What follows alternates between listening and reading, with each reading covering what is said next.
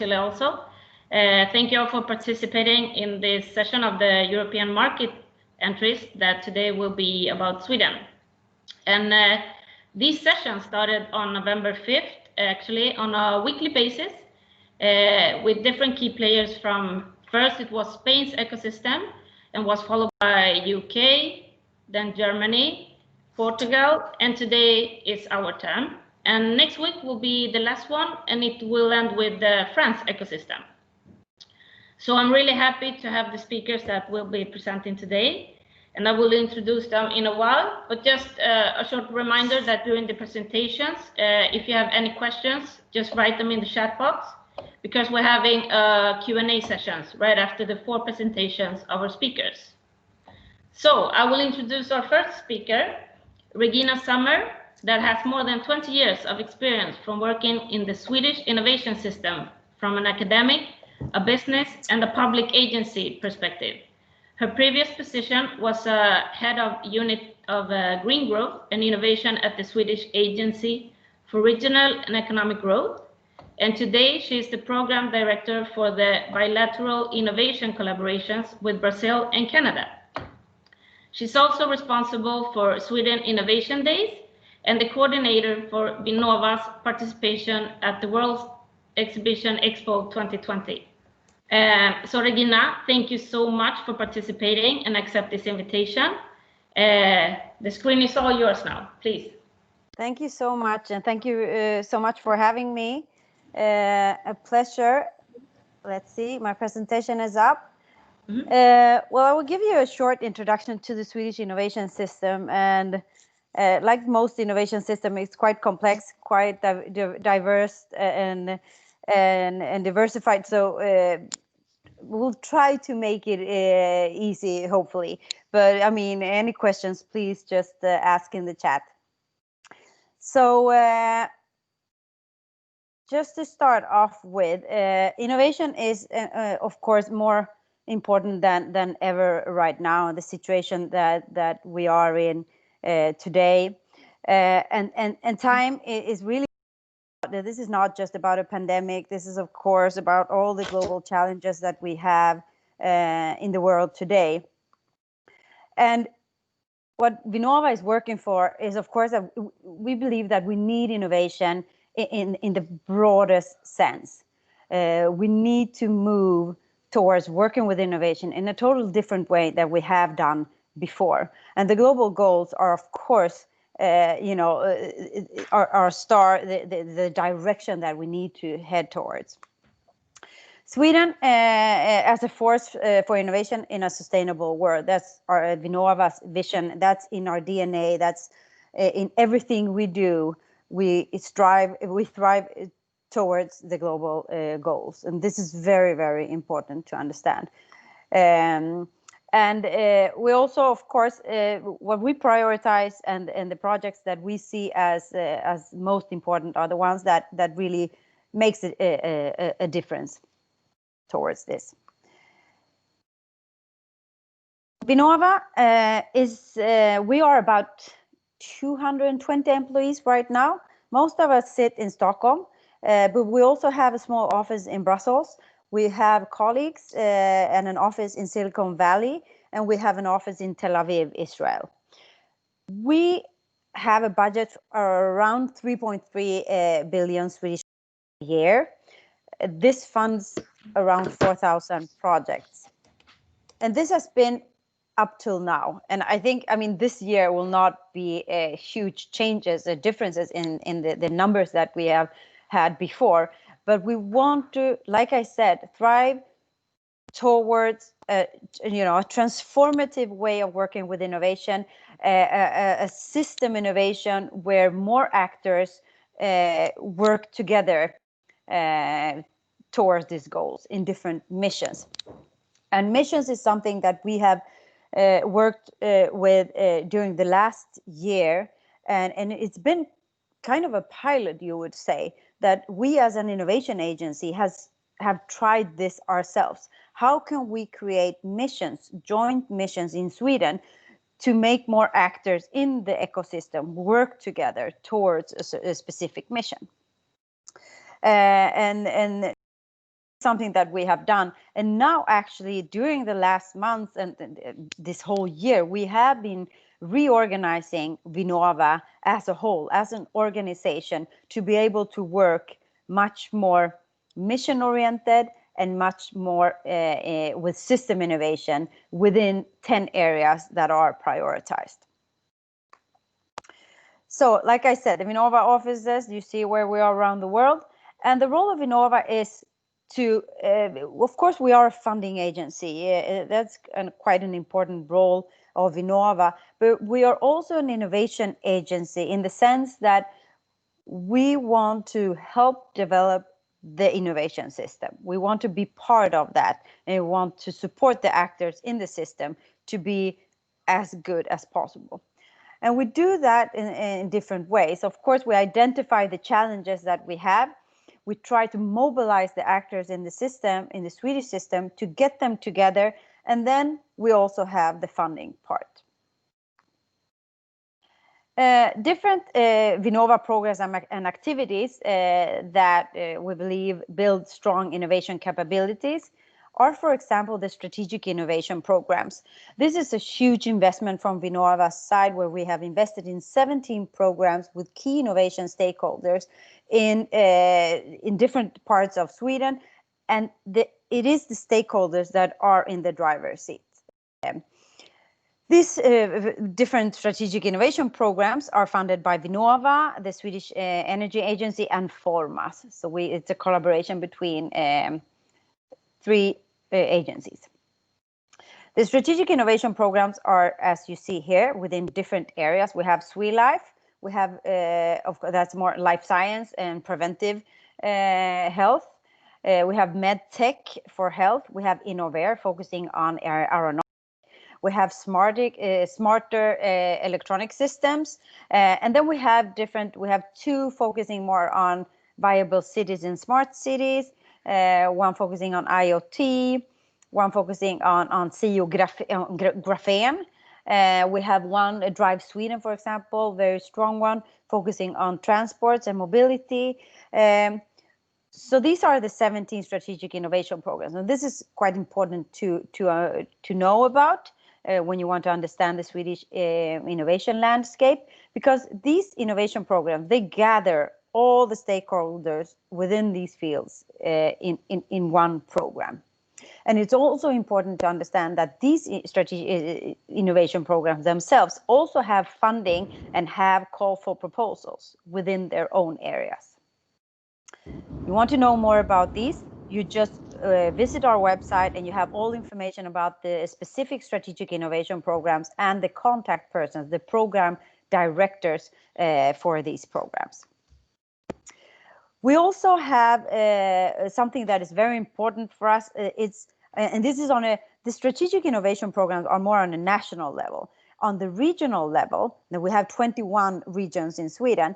We have funded and invested in different excellence centers. And Vinväxt is one of these programs where we have funded several excellence centers around Sweden on a regional level. And as you can see, we have smart textiles in Borås. We have paper province in Värmland, for example, Robotdalet, the robotics, the automation region in Västmanland. And these are also quite important actors that gather actors in their closer regional ecosystem. That's very important.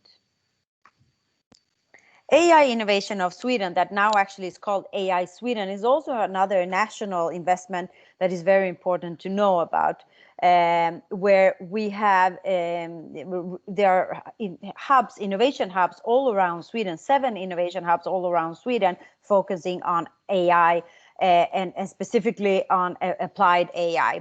And I don't know if you heard about the Sweden Innovation Days that we had 2 weeks ago. And that whole conference was about applied AI, and of course within different fields as sustainable energy, mobility, health, AI for industry, and all these areas, because as you know, AI runs through everything we do, and it's relevant for everything we do. So we wanted to raise this national network, the AI landscape, for other countries to know about. So more information about this AI landscape, please visit Vinnova's website. We have actually public both the AI landscape for Sweden, but also the AI landscape on a European level, which is very, very important information, I believe. These things that I have presented now, I wanted to raise these because they are very, very large investments from Vinnova side and very, very important investments on a national level, where we want to attract international both talents, investors, startups, and other actors to these different regions. Other features of the Swedish innovation system, and here, of course, this is very important to know. I mean, you probably know that we are usually about top 3 best innovation countries in the world, and there are some explanations to this. That, for example, Sweden. I mean, we're not a huge market. We are 10 million inhabitants, so it's not like companies come here specifically for the enormous market. But we are very tech savvy and open-minded. So Sweden is a great place to try out things because we like to try out new things, and it's a great test bed, I would say. We also have a very sophisticated private sector. The people in Sweden are quite highly educated, so there are a great competence in this country. There are also extensive R&D investment, like I mentioned before. 2/3 of all the investment made in R&D comes from the private sector, and that is super important for Sweden. And we have a great ecosystem for innovation. Total R&D expenditure in relation to GDP. These numbers are 2 years old, but still quite important. It's around 3.4% of GDP, which is quite high. And here you can see the division between business enterprises. That's more than 2/3, I would say. What comes from the higher education in orange, and then you have government sector, that is us and other funding agencies. Okay, and as you know, we rank top high innovation. This is a picture really to brag a little bit. When you get the opportunity to give these presentations, you have to brag. So that's what I'm doing. But very, very important. We have a great ecosystem, but the base one of the reasons for Sweden being so successful are these companies. And many of these companies, these are the backbone of Sweden. We usually say that we're such a small country. We're just like, a smaller town in China, but we are an industrial superpower. And that is something to reckon with. That's very, very important. Sweden is an industrial superpower, and it is thanks to these companies that have been around for, Ericsson has been in South America for more than 100 years, and many of these companies have been around the world for, many, many years. And one of the reasons is we don't have a market in Sweden. All these companies had to go global from day one. And that is very, very important. And many of the companies, the startups, the startup wave that was created in Sweden, they come from many of these companies. There are staff members of these companies that started something, and that is also very important. So I would like to raise this just being a very important backbone of the Swedish innovation system. And one of the reasons that we also are, number 2, Stockholm is number 2 city in the world with most, unicorns produced per capita. Is like crazy if you think about it, the size of us. But it's a lot because of these guys. Okay, so Swedish universities. We have 36 Swedish, public universities and university college around Sweden. And there is something very important about these that is very, a bit unusual compared to other universities. And that is that in Sweden we have, you either call it the teacher's exemption or the teacher's privilege, depending on if you like it or not. But it means that the researchers in Sweden and teachers in Sweden, they own their own IP. So whatever they invent, whatever they come up with, whatever they produce, it's theirs. It's not, ownership of the university, it's the researchers. Yes.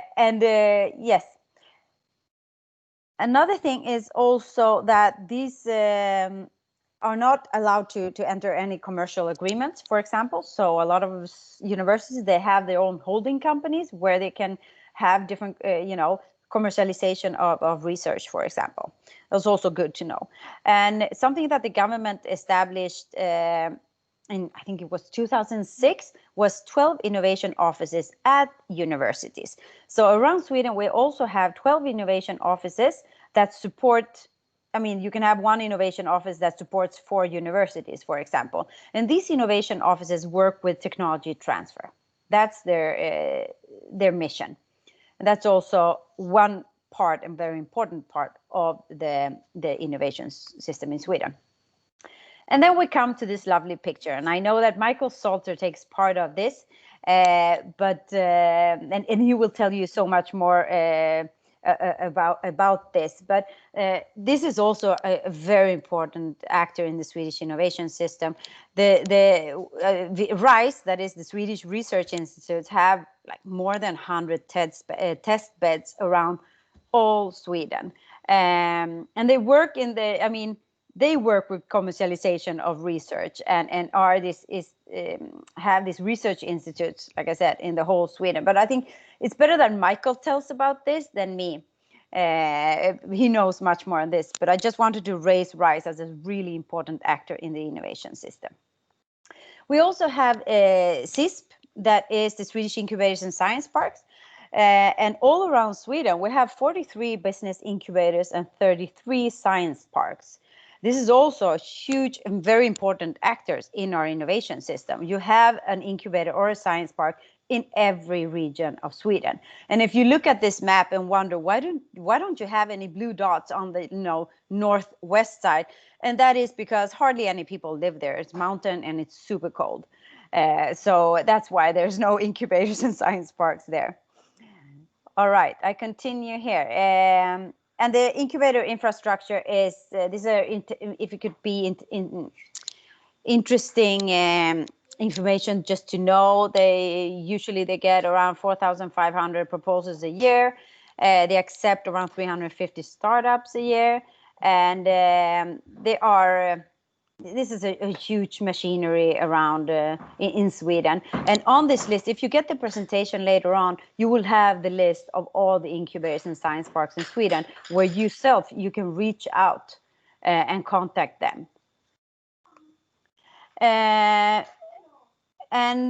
Also Vinnova, of course, what we fund is projects. Sorry, I have here. What we fund is like an early stage of the whole innovation process, so that's our role in the innovation system. We, proof of concept, and then usually up to TRL, maybe 5, 6 tops. That's where we are. And of course, we have several SME targeted programs. More 10% of our funding goes to that. We have national programs for project funding. We have incubator funding, so we fund a lot of the incubators around Sweden. And then, of course, we have the Eurostars, where we go in with a lot of funding in the Eureka Eurostar program. International collaboration. Just a second.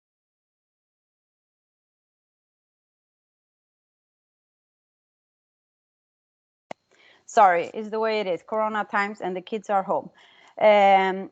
All right, so when it comes to international collaboration, of course, we work a lot with Horizon 2020, and Vinnova has all the national contact points for Horizon, the Horizon program, are at Vinnova.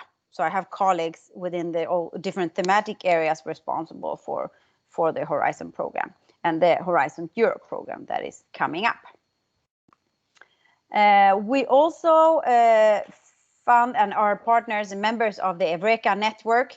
Is a European program, you would say, where the European Commission are members, but it's not their programs. This is another partnership, another network, where Vinnova, each country that participates, they have a funding for their country participants in Eureka project.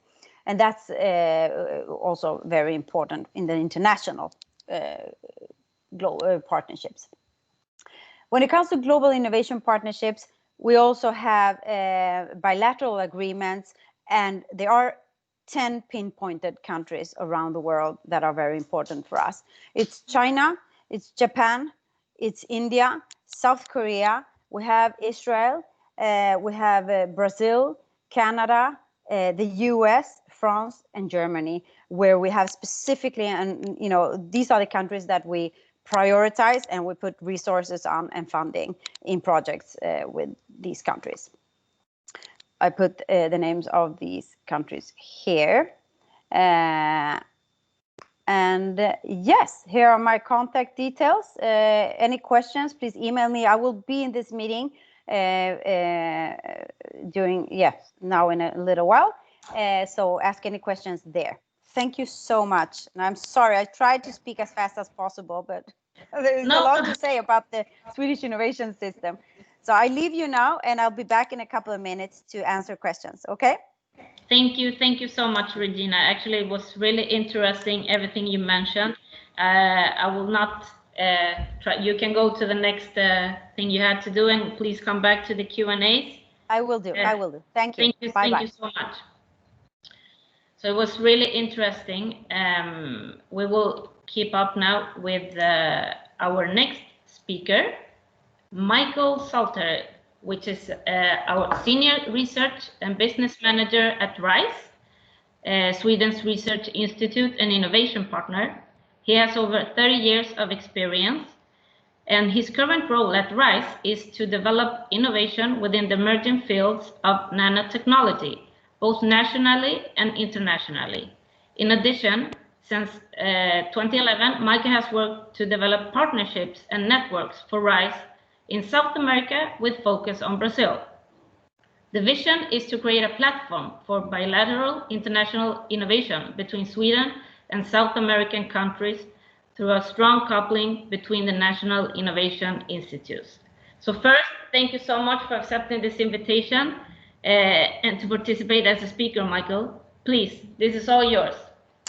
Thank you so much, Constanza. Very nice to be here, and very nice introduction. Let me share my screen here now. Yep. Quickly.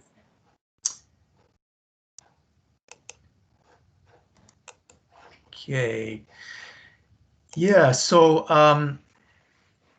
I'm going to talk to you today about.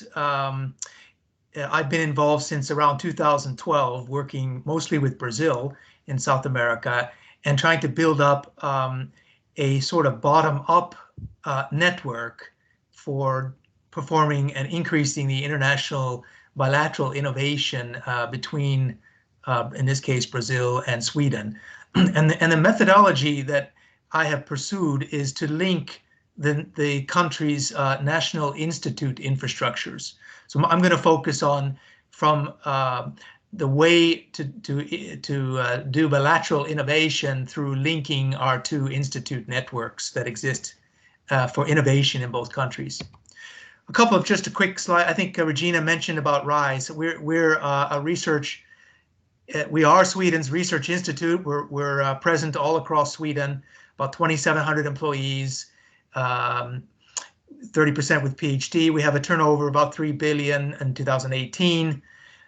We also, as Regina mentioned, operate over 100 different test and demonstration facilities with focus on innovation for industry. So as maybe the model is quite common throughout Europe, it's called an RTO in a sense, a research and a technology organization. So RISE is Sweden's RTO that works on higher TRL innovation development and research for industry. We rarely do projects without having strong industry involvement in our projects. And for just to build on that, I mean, we do have this infrastructure, and this exists also, I'm sure, in Chile and other countries in the world, of course, where we have large infrastructures that we use as a way to offer these environments for doing this innovation. So we invest, you see a picture there, for developing new food concepts and food production technology on the bottom left. I think the upper part is a electromagnetic radiation testing facility on the left. So we have over 100 of these type of demonstration facilities that are helpful in the innovation process that we work mostly nationally. Now I'm going to talk about how you do structured innovation, international collaboration with focus on Brazil. We, of course, innovation and let's just say science and research is by its very nature international. So, I mean, there are international networks at the academic and the more heavy research area. These networks have been international for thousands of years. We've been cooperating across boundaries for doing research across the world for a long time. And we have that within our institute, where we have cooperations that exist because of personal relationships or academic relationships, and they exist in a sort of an ad hoc way. They've been developed within our institute of approximately 3,000 researchers. You can imagine there's many people with South American background and connections with doing research with South American partners. However, what we're talking about here is trying to do a structured collaboration where we build a structured methodology for making these cooperation platforms, in a sense. And I've been working on building one of these platforms since 2012, together with being supported by Vinnova since then, with a big heavy focus on matchmaking and networking, because we're far apart from each other, and you need to build up relationships, and you need to invest time and money in building up these networks. So much of the effort goes into establishing these networks. You do that by having events like innovation weeks we've had in Brazil and Sweden. You do that through bilateral government funding programs. Vinnova and Regina mentioned that since over a decade, Vinnova has been financing bilateral cooperation funding opportunities for projects for companies that want to do innovation with Brazil. And as I mentioned, what we at RISE try to do is build a fundamental platform between our two countries, in this case Brazil, innovation networks. And as Regina mentioned from Vinnova, RISE is one of the many players in the innovation network in Sweden. So our sort of viewpoint is, how do we build up a network that our companies and industries in both countries can then easily jump on the shoulders of this network, and then find ways to cooperate around common objectives. And we do that by first identifying in the country a national player that does innovation in the country.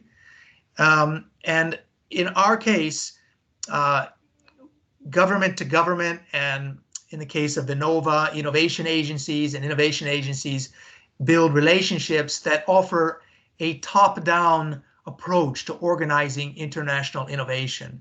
What we have worked on is building up more of a bottom-up way, and a bottom-up network, leveraging the existing networks that already exist in both countries. And by doing that and building this network, we can sort of grow ideas for innovation from the bottom up by engaging the companies and engaging the researchers in discussion. And first, in Brazil, we identified an institute called Senai Institute that comes out of the industrial education business in Brazil. I think they probably active in other countries in South America. I know in Argentina, but also maybe in Chile also. But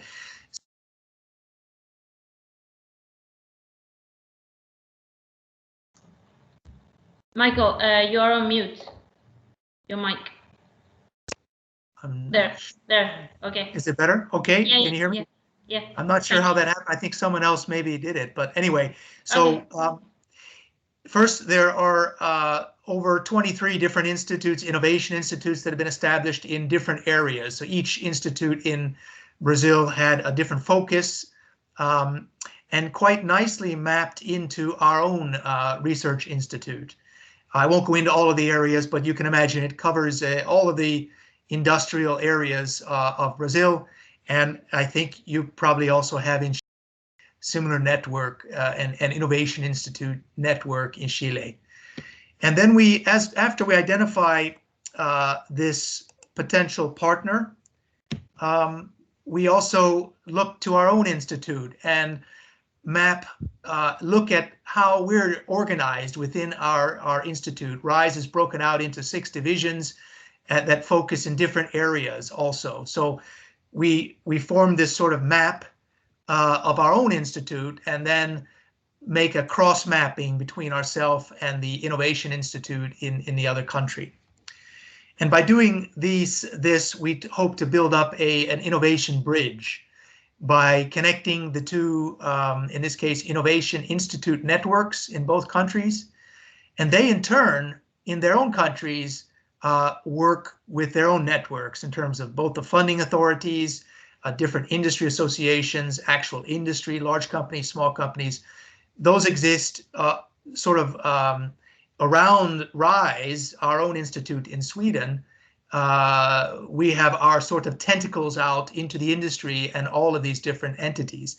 And the same thing exists in Brazil with in this case with Senai. They have similar networks and tentacles out into the industry as well as in the public authorities. And by doing that, we sort of bridge our two countries' innovation systems. Now, what's the practical? I think first, before I go into that, I just wanted to say we did more detailed mapping where we took our individual divisions and then sort of mapped them into where the different innovation institutes specifically are located, and then make contacts with specific people within the two organizations. So around the topic that we work on. And then there's the practical aspect of how do we actually do practical work together. And Vinova and Regina, I don't know how much she went into that, but by having synchronized funding calls, bilateral funding calls by the public authorities in both countries, they release funding that is available nationally to the partners that are in the different countries. And we often involve Swedish industry and perhaps one or two of our institutes that work in that area in our country, and the same thing is done in this case, Brazil. And then it's linked together by a sort of a consortium agreement and the definition of the project and how you do IPR management. All this has to be developed on an individual basis, depending on the individual project and the individual partners, individual industry. So there's a lot of work that goes into building up a cooperation project or a program together. It requires quite a bit of work in advance before you can actually do the innovation together. Over that. And then together, again, with the institute in Brazil, Senai, in that case, we develop a value proposition to industry. So how do we, by making this, you'd say, why should you work across such far distance and ocean and different culture, different language? All that's very difficult and very challenging and also very expensive. To companies that want to get involved in this type of sort of international structured innovation program. So you need to define the value proposition to industry, and you need to do that in a very detailed way, saying to your individual partners in the country, what is it you provide by offering this framework? And oftentimes a project is built up on a supply chain, for example. A developer of technology in one country is looking to reach the market or an opportunity in another country.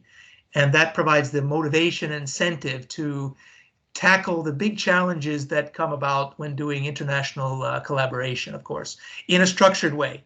Now, as I said before, both at the academic and the research level, ad hoc way, cooperations exist all over the world. And the same goes, of course, business by itself, purely business B2B or business to business industry is, of course, international, and that exists and will exist independently. We're talking about a third animal in a sense, really, and that's a public-private partnership, a public incentive system for helping and encouraging increase in innovation between the two countries. So that requires that you make a very strong value proposition to industries in both countries. Then I will finalize with just giving you an idea of all of the platform that we create. We create opportunities for networking and matchmaking, and through innovation weeks. Again, it's quite expensive, so you need a way to build and fund a platform that allows people to come together and discuss. And when you put researchers together with industry nationally, you create the opportunity for innovation. When you do that, you have to do the same thing internationally, put together the sort of researchers and innovators together with industry, but now you need to do it in both countries. But we have done that with Brazil, and very successfully. And through these matchmaking events, we generate ideas for different topics of collaboration. And here's just a list of some of them that you can look at later. I'm not going to describe them, but we have matchmaking events where we identify and calculate and map out and follow up where we want to do collaboration and where and why, and then build up around these ideas that we create through the networking events that are created. I think that's all. I don't know if I kept the time, but I thank you for your time, and there's my contact information. Feel free to get in touch with me for more information, and I think the material will be available for you, and I'm happy to answer any questions later on in the chat. Yeah, thank you so much, Michael. Your presentation was really interesting.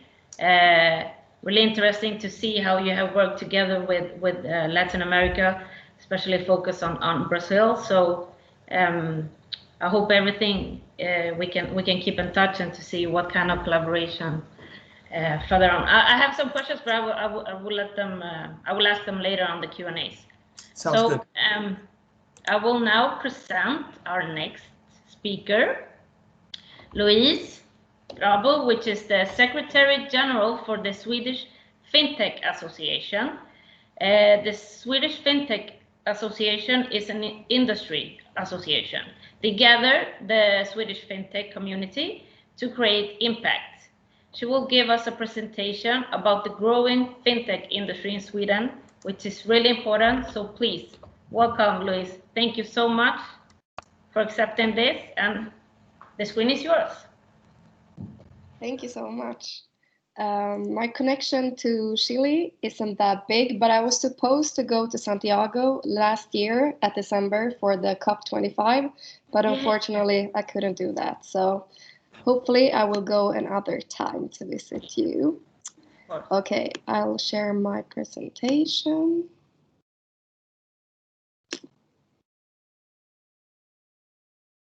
Okay. So a little bit about me. I'm the Secretary General for the Swedish Financial Technology Association. That's a long word, so we used to say FinTech. And I'm also President for the Single Market and Digital Transition Observatory in the European Economic and Social Committee. So that's a separate thing that I also do. But let's focus on FinTech and I don't know like your background and how much you know about FinTech, so I will start with this picture about what is FinTech, and the definition of FinTech can vary from time to time, but I would say that this description from the World Bank is pretty good. That it's it is companies that are challenging status quo and that brings new products or services for customers. Actually, the FinTech sector are the fastest growing part when it comes to tech in general. That's very interesting. And the financial sector could be a bit conservative and a bit slow mover when it comes to the digital transition. So FinTech are very well welcomed, I would say.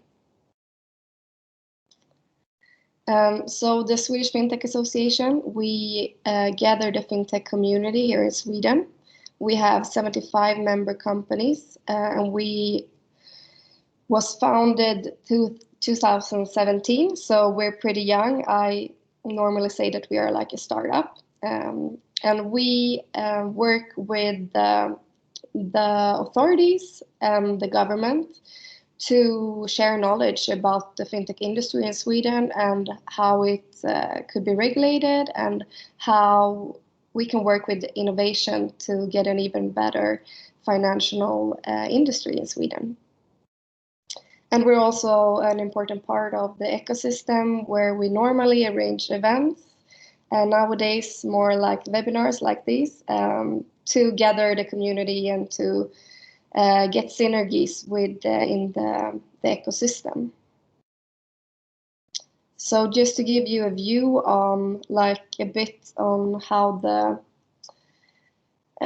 ecosystem looks here in Sweden, I just took this picture of our members. I think it gives you like a great view.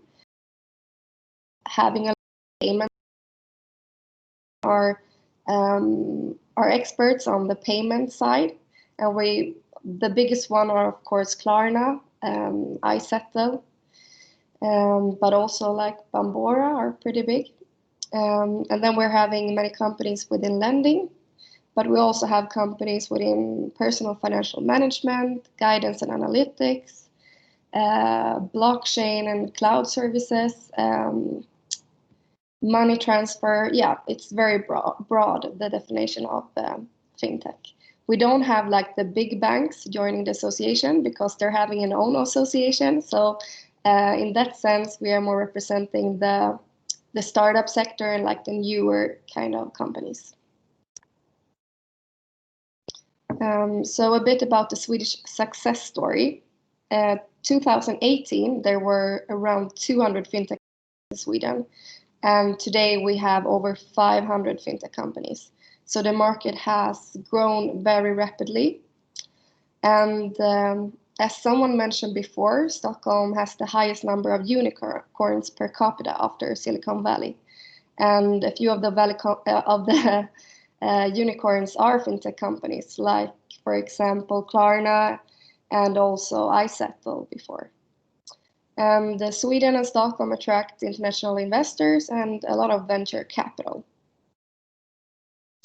But how come the Swedish FinTech sector are growing so fast and are a success story? The consumers in Sweden are early adopters. We are more digitalized than many other countries, and we're not afraid of like trying new apps, using new apps for our financial well-being and so on. So I think that have strived for more innovation within the financial sector. Also, as mentioned before, we have like driven tech entrepreneurs that maybe was starting in other big companies in the 90s, and then they started these new startups that we are seeing growing today. For example, one of the founders of, I think, both Klarna and iSettle before worked at one of these IT companies in the 90s. So we have that synergies from that effect.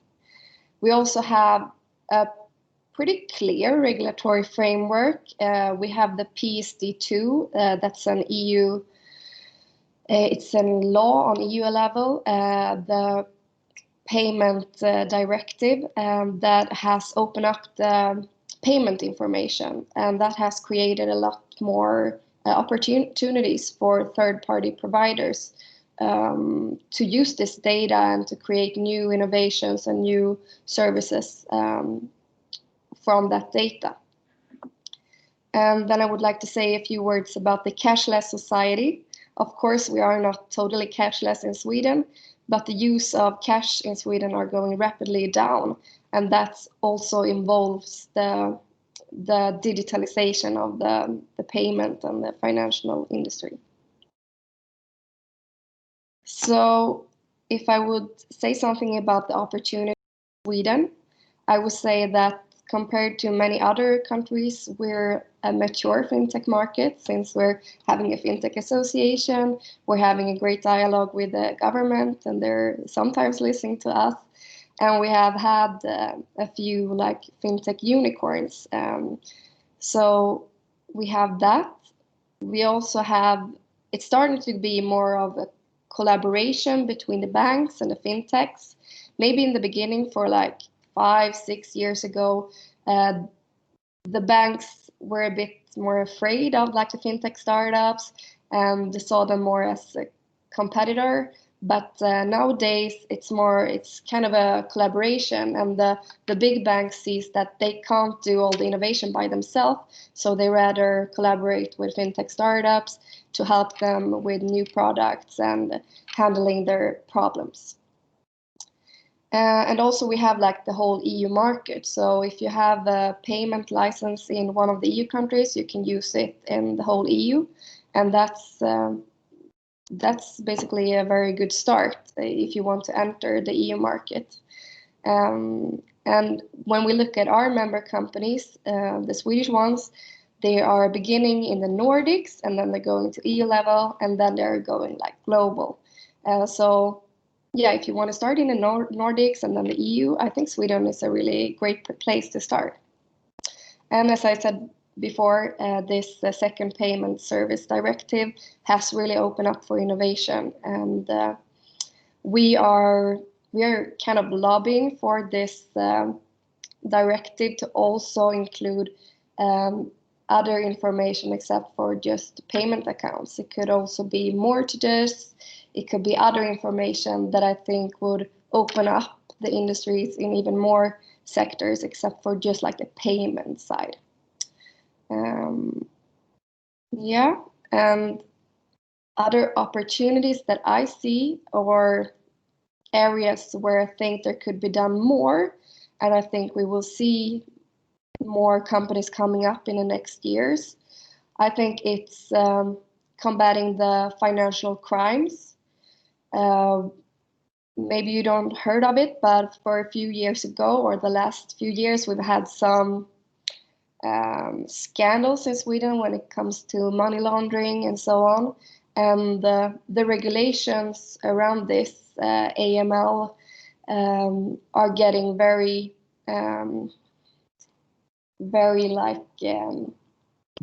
broad, and they're going into many different areas. So now it's creating like new companies, so-called RegTech companies, that are helping financial institutions to keep them compliant with the regulatory framework. And I think this will be like a new business itself, to create companies that could help financial institutions or big fintechs with combating financial crimes, and also prevent all kind of financial crimes. For example, when it comes to knowing your customer, it's called the KYC. We already see a few fintech companies that just focusing on helping the big banks to do this in a good way by using AI and other innovatory way to do that. Also, software as a service, SaaS. We have a few of them in Sweden, SaaS companies, pretty much when it comes to fintech. that also can help the financial institutions and the banks with how to use all their data and to store all their data in cloud and cloud services. And of course, when it comes to e-commerce, we have these payment institutions or the payment companies that are having a business idea to help the e-commerce to get more smooth payments, as Klarna would say. And except from Klarna, we also have like Trustly and we have Plero. So this is growing very much. And I think like if you're an e-commerce company in, for example, Chile, that would be a way to get the payment even smoother, to use FinTech company in that sense. So that's a bit about like the FinTech community in Sweden and what kind of opportunity there is. And feel free to connect with me and ask me some questions if you have. So I'll try to answer them. Thank you so much, Louise. This was really interesting. I have some questions, but thank you also for talking about the opportunities in Sweden for the Chilean companies. I think we can talk about it maybe later also during the Q&A session. But it was really interesting since Chile is really now going forward and really expanding in the FinTech sector also. So I think we have a lot to do there. So to our next speaker and the last one, Iris. She has over 15 years of experience as a life science professional working in an international environment with matters related to business development, technology transfer, market access, and financing. During the last 9 years, she has been working at Business Region Göteborg, the Enterprise and Innovation Office in Gothenburg, which is in the south of Sweden. As an investment advisor for life science, Iris provides support to foreign companies interested in starting operation in West Sweden. She's also involved in several European and Nordic organizations, either as an expert or a member of the board. So Iris, we're so happy to hear about the opportunities that Chile has in the healthcare sector. So please, the screen is all yours. Let me share the presentation just a minute. Sure. Do you see it right? Yes? Yes. Let me see. Okay, perfect. So, well, you can hear from my accent that I am myself from Latin America. I'm from Cuba, but living in Sweden since 20 years ago. So let's start. So despite being a small country with only 0.7% of the global economy, we have managed in Sweden the top health and life science ecosystems in the world, thanks to our large investments in R&D and innovation, as you have heard during the day. You might know the Swedish innovations to your right, know the Zipper, the Dynamite, Tetra Pak, or the Swedish Match. But what you might not know is that we are also behind many health-related inventions. The gamma knife, the dialysis machine, the pacemaker, the ventilator, the diagnostic ultrasound, blockbuster medicines such as Losec, Selocaine, etc., all of them were invented in Sweden. In fact, we have the highest spending per capita on life science research in Europe. So you might think, yes, very innovative country, but still very small. There are only 10 million people living in Sweden. Not a key market, might not be a key market for Chilean companies. Indeed, I can imagine that you could first think of the 90 million people living in Chile or the 645 of Latin America or even the 46 million of Spain. So yes, we are small, but we are among the wealthiest countries in the world with a high GDP per capita, high purchasing power, and a very low corruption rate. Furthermore, by being in Sweden, apart from benefiting of a strong brand associated to quality and innovation, you could easily enter not only EU, but the Baltic and the Nordic region. From Gothenburg in West Sweden, for instance, it just takes you 3 to 4 hours by car to reach Copenhagen in Denmark or Oslo in Norway. And of course, Germany and the UK are just around the corner by flight.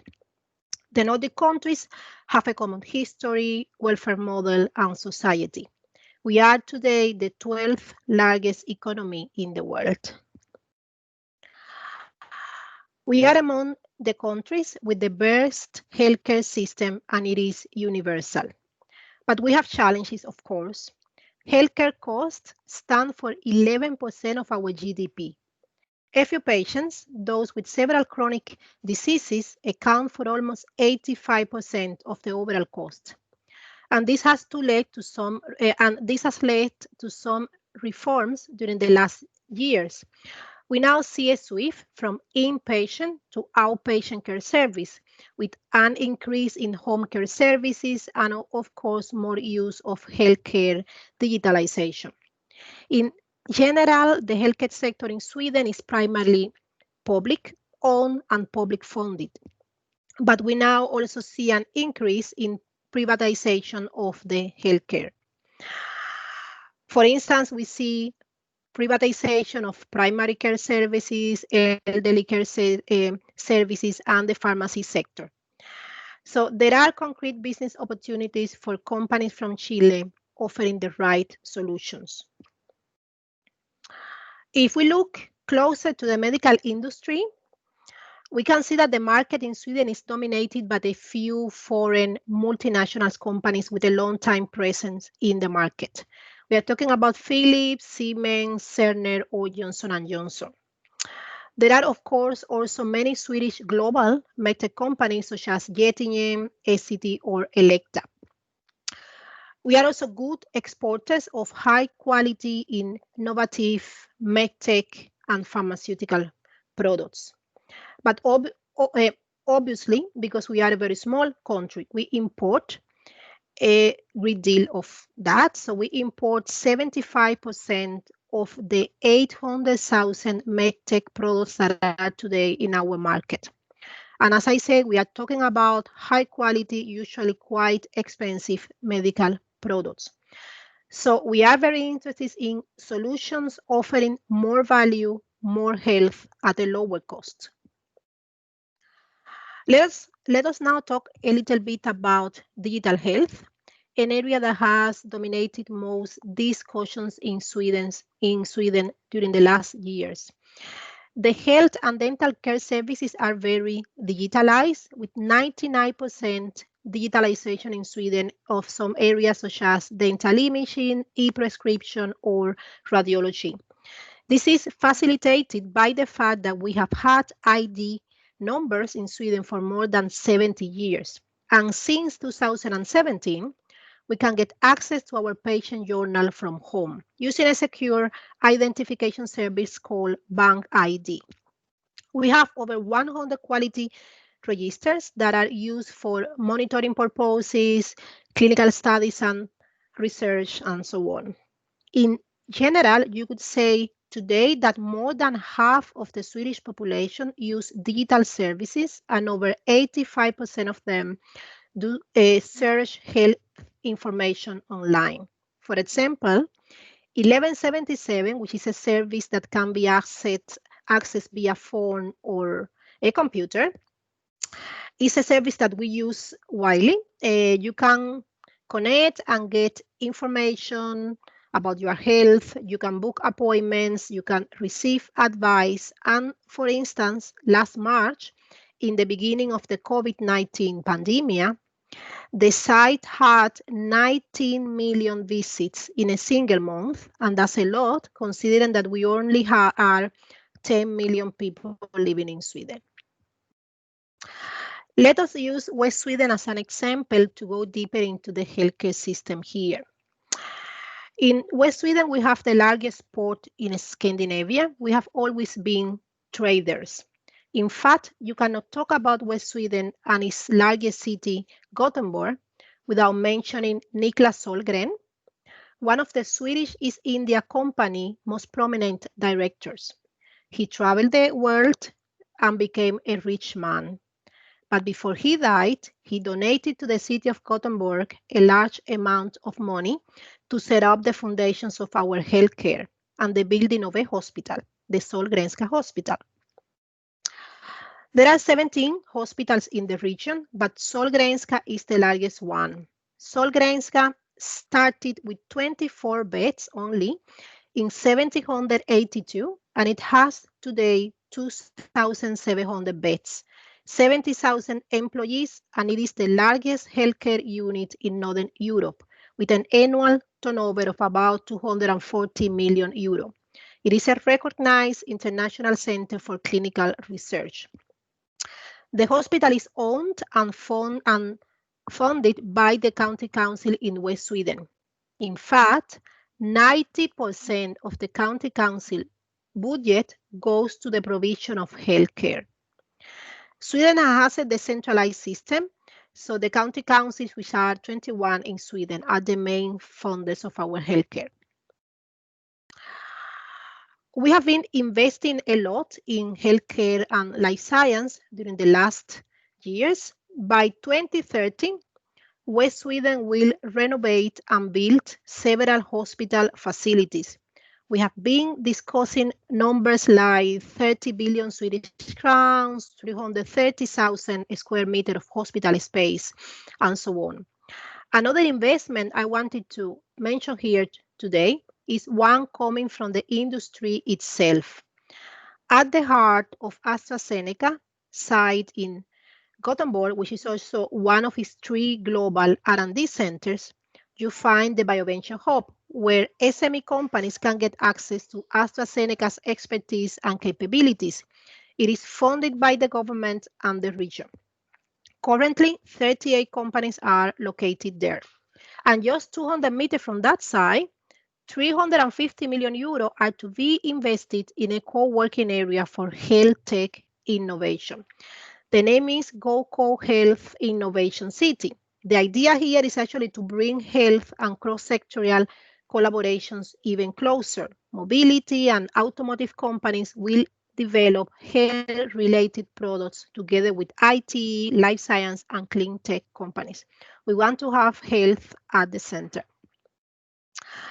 West Sweden is home to many multinational companies. Some of them have been mentioned today, but I have to say that our life science companies are the ones with the highest value added. One job in the field can lead to at least 3 to 4 more jobs in other industries. Just to slightly touch the life science industry in the region, as I don't have much time today, we are the second largest cluster in Sweden after Stockholm. We have 485 life science companies employing nearly 11,000 people. Our areas of strength are depicted here in the slide. As you can see, digital health, wound care, infection control, implantable devices, and regenerative medicine and cell therapy. We also have 8 incubators and science parks environments in the region that have some presence or some connection to the life science and the healthcare industry. And our largest life science companies are here. It's Getinge, AstraZeneca, SCT, and Mölnlycke Healthcare. So this is my last slide, and I just wanted to mention that at Business Region Göteborg, the organization I work for, we add like a one-stop shop, a main point of contact into the ecosystem in West Sweden for all foreign companies investing or entering the market. We can provide you with information about the different players in the market. We can make introductions and help you set up offices if you are interested. We also help companies interested in validating products, performing clinical trials, or just finding partners for EU projects. And the best thing is that all our services are free of charge. And because business is about people, culture, and relationship, before I finish, I want you to know that in Gothenburg, we have one of the largest communities of Chilean in the Nordics. There are actually 58,000 Chilean immigrants or descendants of Chilean in Sweden, and at least 30% of them live in Gothenburg in West Sweden.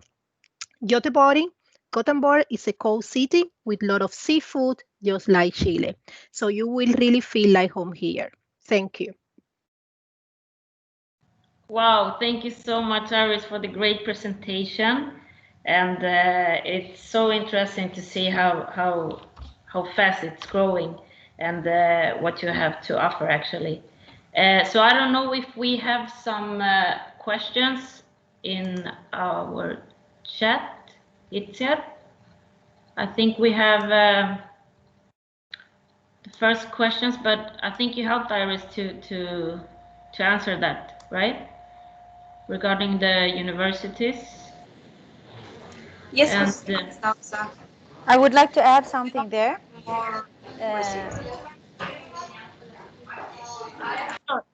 Regina, yeah? Yeah, I would like to add, there was a question, do these university innovation programs offer soft landing programs?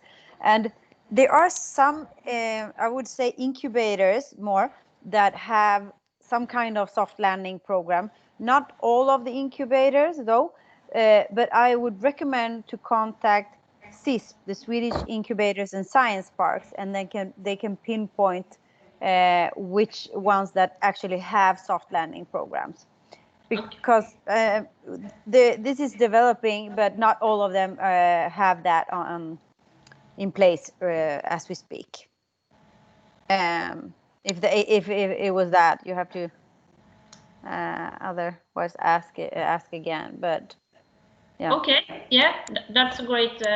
Thank you. And I don't know if we have anything else here, but I have some questions to the speakers. Yeah, let me see here. Are there any soft landing programs for SMEs looking to enter the Swedish market, not under university programs? Okay, I can answer that. So in Sweden, we don't have incentives as such, like you can have in Australia or in Scotland, Dublin, Ireland, etc.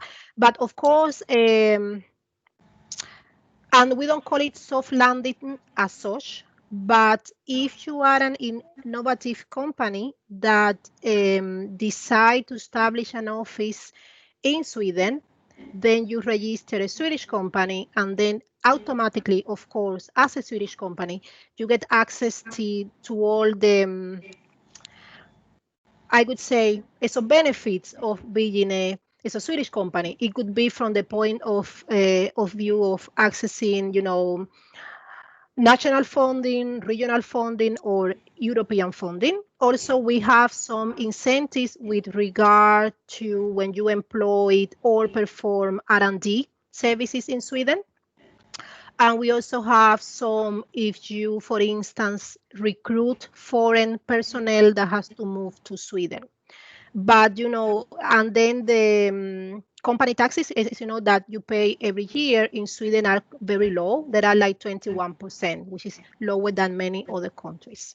But we don't have that kind, as you know, that you can have in Ireland, Malta, or certain countries that you say, if you register a company, then you get 10%, 50%, 4% incentive. We don't have that. But of course, you can also benefit a great deal of being a Swedish company. Okay. And if you don't want to register a Swedish company, there are 4 or 5 incubators in Sweden that have arranged programs to be able to have international guest startups. These are just 4 or 5 of all the ones I mentioned before, but this is developing. Okay, Yeah. so we have the way to register a company and also not register. So we have the both alternatives. Sorry. Yes. One more thing to do with regard to opening and starting business in Sweden and having an office here. It's important to know that if you are from a third country, I mean from Latin America, Asia, or North America, it doesn't really apply the same rules as for European companies. So you have to have a specific setup of people in the board or the leading management to be actually European. Okay, so there are certain criteria. So in those cases, we recommend that they get in touch with the investment promotion agency, because this is very much case by case. Okay, great.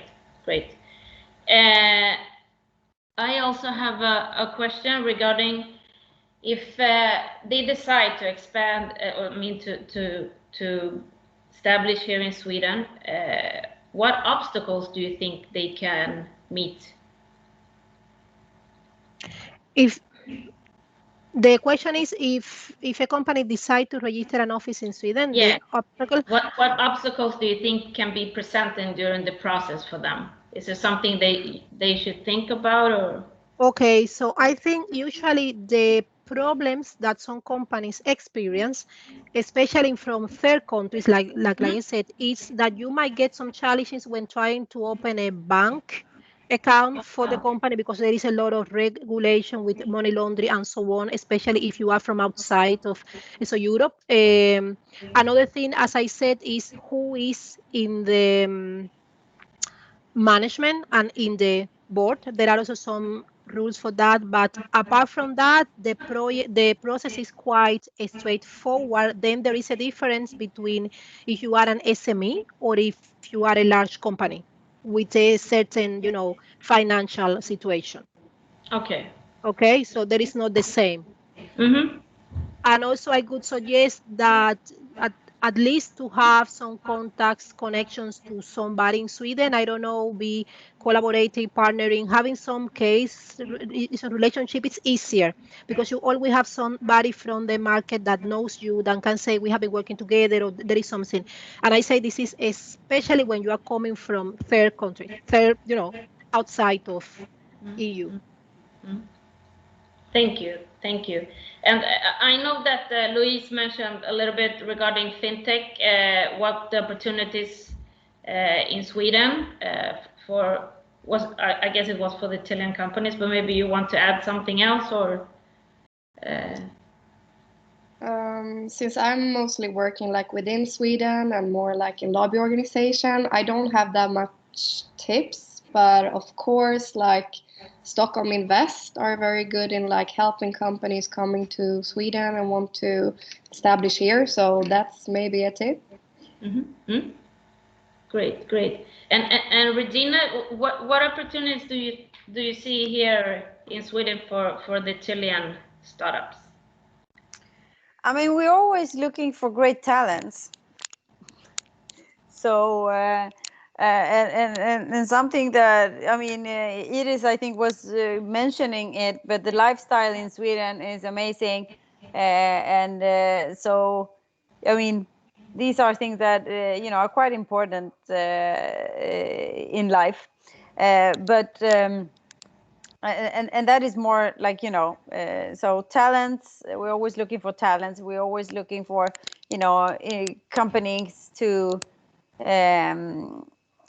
start collaborations with, either if it is within the academic sphere or if it is innovation projects. And I know that we have had Eureka projects together with Chile. I mentioned it super fast before the Eurostar, that we actually, I think with Chile is more the global star part of it. But that is very interesting opportunities that can be looked into. But yes. Yeah, I think those are, I mean, I've given in my presentation, I've given quite a different maps of the actors in the Swedish innovation system. So I think, I mean, any questions regarding these actors, just, I mean, email me and I guide you. Yeah, that would be great. I don't know if I don't think we have any more questions, actually. I would like to thank you so much again, the speakers, for accepting this invitation. I think we talked a little bit about everything about the Swedish ecosystem, the research institutes and everything. So I'm really happy, and I hope that the Chilean companies can expand a little bit and to see Sweden as a goal, actually. Can I mention something short? Sure. Cases that we see here is that Latin American companies, they don't come to the Nordics directly.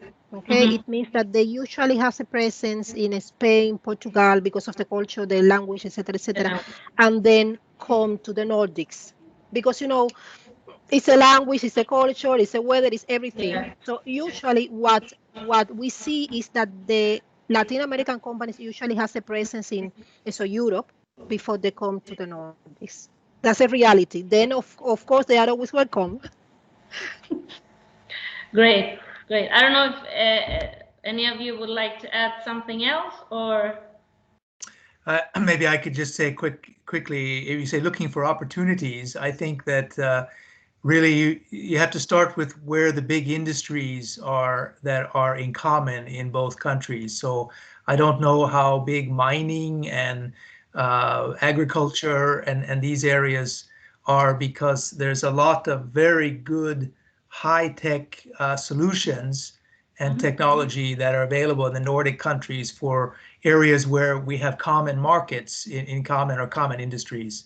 So that's, I would say, if you want looking for a place to start, I mean, of course, there's the forest industry in Sweden and the forest industry in Chile and maybe the mining industry. There's a few key industries where that's where I would start to say where can we cooperate on innovation, and then try to build up networking and contacts around that. If maybe that's more of a top-down approach than looking for individual opportunities. But if you create this sort of opportunity for people to get together and talk around those industries, then there could be more innovation directly between our countries. of course. Just a comment. Yeah, great. So I would like to thank you, everybody. Please, the companies, if they can fill in the form that it's on the chat. So and to the speakers, please, if you could send me the presentation so we can send it to the companies also. Sure. And wish you all a great evening, and thank you so much once again. Let's keep in touch, and good luck with everything. Thank you very much for the opportunity. Thank you very much. Thanks, Thank you so everybody. much. Thank you so much. Bye. Adios. Ciao, ciao.